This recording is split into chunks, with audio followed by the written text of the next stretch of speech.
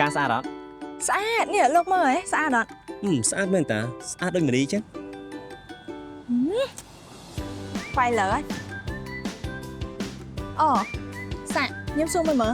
លោកគិតថាលោកចង់ពង្រីកការស្ថានរបស់លោកឲ្យរីកចម្រើនជាងនឹងដែរអត់ ខ្ញុំមានកម្រងទេតាខ្ញុំចង់បង្កើតកសិដ្ឋានថ្មីមួយហើយដាក់ឈ្មោះកូនរបស់ពួកយើង ប្រុសកំហុចលេបខាយណា កម្ចីអាជីវកម្មខ្នាតតូចនិងមធ្យមធនាគារជីបម៉ុងផ្ដល់នូវអត្រាការប្រាក់ទាបសមរម្យហើយឯកសារមិនចាំបាច់រៀបចំសុខថ្លៃច្រើននោះទេហើយស្នើកម្ចីបានលើកទៀតផង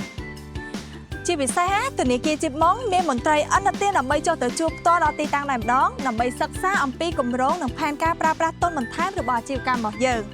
និយាយរួមទៅឲ្យតែយើងមានគម្រោងផែនការអាជីវកម្មច្បាស់លាស់ធនាគារជីបម៉ុងនឹងតែគ្រប់គ្រងហ្មង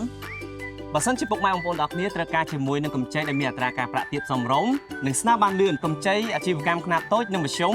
ធនាគារជីបម៉ុងគឺជាជម្រើសដ៏ល្អសម្រាប់លោកអ្នក